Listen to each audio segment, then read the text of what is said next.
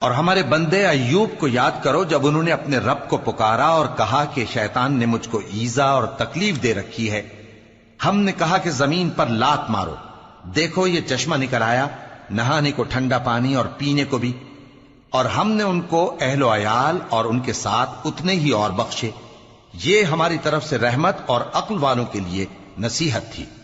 اور ہم نے کہا اپنے ہاتھ میں تنکوں کا ایک مٹھا لو، پھر اس سے مار لو اور قسم نہ توڑو.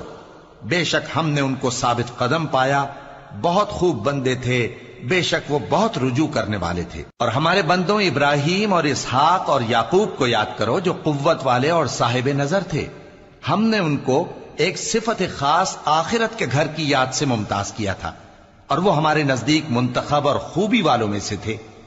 اور اسماعیل اور الیسع اور ذوالکفل کو یاد کرو، اور یہ سب بھی خوبی والوں میں سے تھے. یہ نصیحت ہے اور پرہیزگاروں کے لیے تو عمدہ ٹھکانہ ہے، ہمیشہ رہنے کے باغ جن کے دروازے ان کے لیے کھلے ہوں گے، ان میں تکیے لگائے بیٹھے ہوں گے، اور کھانے پینے کے لیے بہت سے میوے اور مشروبات منگاتے رہیں گے. اور ان کے پاس نیچی نگاہ رکھنے والی اور ہم عمر حوریں ہوں گی. یہ وہ چیزیں ہیں جن کا حساب کے دن کے لیے تم سے وعدہ کیا جاتا تھا. یہ ہمارا رزق ہے جو کبھی ختم نہیں ہوگا. یہ نعمتیں تو فرمانبرداروں کے لیے ہیں، اور سرکشوں کے لیے برا ٹھکانہ ہے، یعنی دوزخ جس میں وہ داخل ہوں گے، اور وہ بری آرامگاہ ہے. یہ کھولتا ہوا گرم پانی اور پیپ ہے، اب اس کے مزے چکھیں. اور اسی طرح کے اور بہت سے عذاب ہوں گے. یہ ایک فوج ہے جو تمہارے ساتھ گھستی چلی آ رہی ہے، ان کو خوشامدید نہ کہا جائے. یہ دوزخ میں جانے والے ہیں، کہیں گے بلکہ تمہیں کو خوشامدید نہ کہا جائے، تمہیں تو یہ بلا ہمارے سامنے لائے ہو، سو یہ برا ٹھکانہ ہے. وہ کہیں گے اے پروردگار جو اس کو ہمارے سامنے لایا ہے اس کو دوزخ میں دگنا عذاب دے. اور کہیں گے کیا سبب ہے کہ یہاں ہم ان لوگوں کو نہیں دیکھتے جن کو ہم بروں میں شمار کرتے تھے؟ کیا ہم نے ان سے ٹھٹھا کیا ہے یا ہماری آنکھیں ان کی طرف سے پھر گئی ہیں؟ بے شک یہ اہل دوزخ کا جھگڑنا برحق ہے. کہہ دو کہ میں تو صرف خبردار کرنے والا ہوں، اور اللہ اکیلے اور غالب کے سوا کوئی معبود نہیں. جو آسمانوں اور زمین اور جو مخلوق ان میں ہے سب کا مالک ہے، غالب ہے، بخشنے والا.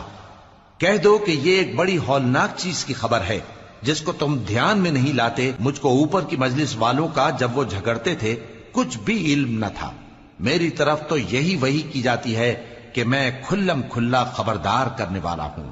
جب تمہارے پروردگار نے فرشتوں سے کہا کہ میں مٹی سے انسان بنانے والا ہوں، جب میں اس کو درست کر لوں اور اس میں اپنی روح پھونک دوں تو اس کے آگے سجدے میں گر پڑنا. سو تمام فرشتوں نے سجدہ کیا مگر ابلیس کہ وہ اکڑ بیٹھا اور کافروں میں ہو گیا.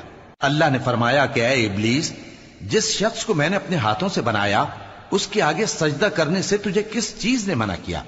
کیا تو غرور میں آ گیا یا اونچے درجے والوں میں تھا؟ بولا کہ میں اس سے بہتر ہوں کہ تو نے مجھ کو آگ سے پیدا کیا اور اسے مٹی سے بنایا. فرمایا بس یہاں سے نکل جا، تو مردود ہے اور تجھ پر قیامت کے دن تک میری لعنت پڑتی رہے گی. کہنے لگا کہ میرے پروردگار اچھا تو مجھے اس روز تک کہ لوگ اٹھائے جائیں مہلت دے.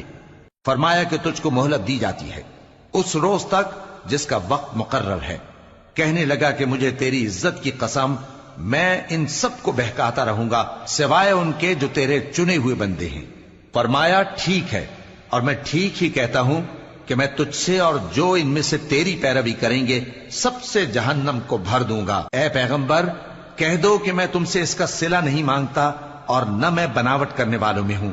یہ قرآن تو اہل عالم کے لیے نصیحت ہے، اور تم کو اس کا حال کچھ وقت کے بعد معلوم ہو جائے.